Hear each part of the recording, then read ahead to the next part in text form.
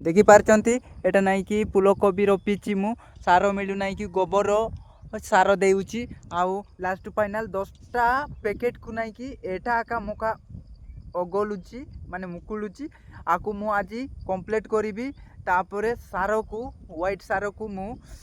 खोजा को जीवी आउ मिलला तो भाग्य भल आउ मिलना नहीं तो बहुत दुख रे अच्छी आउ जो मो पैसा बहुत खर्च करुच्ची आउ 2000 3000 4000 10,000 खंडे खर्च कर देइची आउ ए पैसा को मुकुलैबा पई मु नाइ कि सार को जीवी आउ सार तो नाइ कि ए पर्यंत ओडिसा रे अवेलेबल होनी मु कुटीर कूट पकेबी आकु आपण माने मते कमेंट रे कहंतु लास्ट फाइनल एटा मुका रोपी देबी आउ रोपी ओदा रोपी ओदा पिंगी भी देबी मते नाइ कि सार मिलवा दरकार।